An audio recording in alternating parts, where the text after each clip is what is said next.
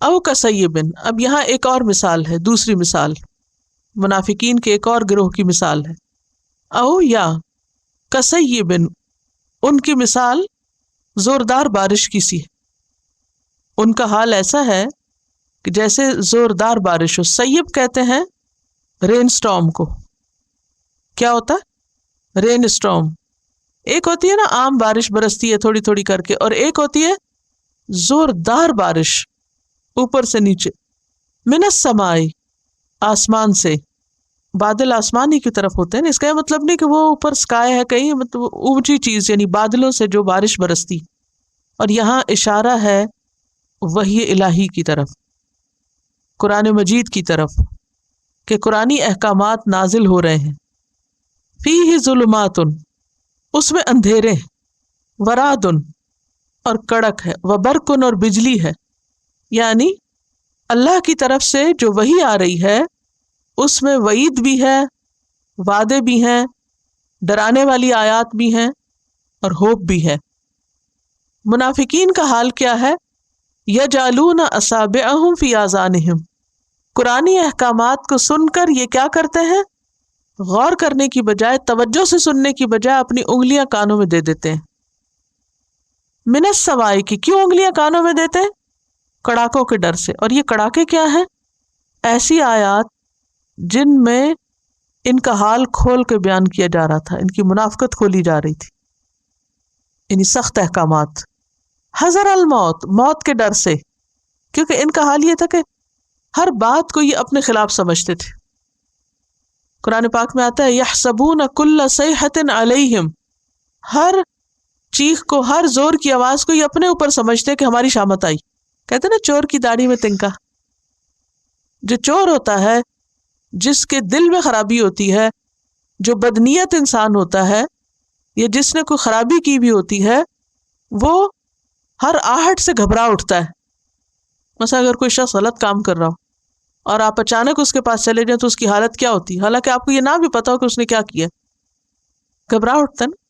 تو چونکہ ان کا دل چور تھا نا، ان کے دل میں ایمان نہیں تھا، دل کے منافق تھے، لہذا جب بھی کوئی ایسی بات سنتے تو ان کو فوراً ڈر لگتا کہ یہ ہمارے بارے میں آئی شامت. اسلام کے احکامات کو اپنے لیے موت سمجھتے تھے. اللہ کے احکامات میں زندگی کے بجائے انہیں اپنے لیے موت نظر آتی.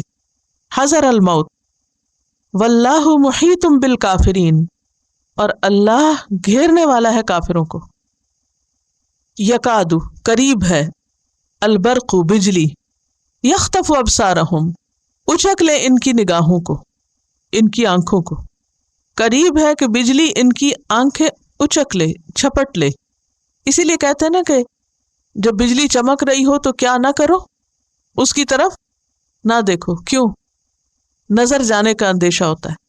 جیسے منع کرتے ہیں کہ سورج کی طرف نہ دیکھو.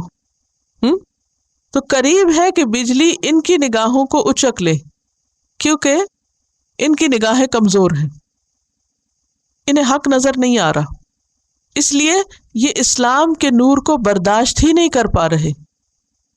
کلما اضاء لهم مشوا فیہ، جب بھی ان کے لیے روشنی کرتا ہے، یعنی ان کے لیے روشنی ہوتی ہے، وہ اس میں چل پڑتے ہیں.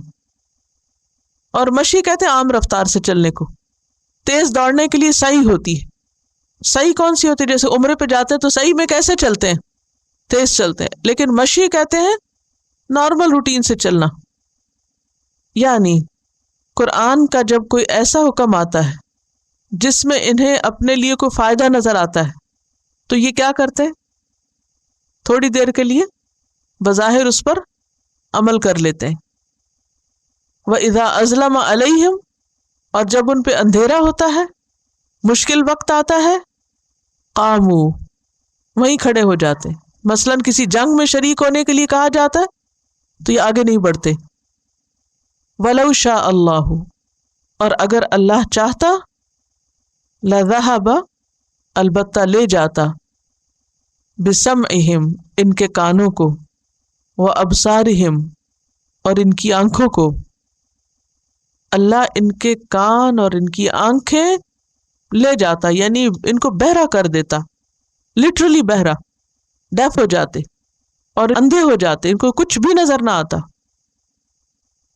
کیونکہ اللہ ہر چیز پر قادر ہے۔ ان اللہ علی کل شیء قدیر، اللہ سب کچھ کر سکتا ہے۔ سبحانک اللہم و بحمدک، نشہد ان لا الہ الا انت، نستغفرک و نتوب الیک۔ السلام علیکم ورحمۃ اللہ وبرکاتہ۔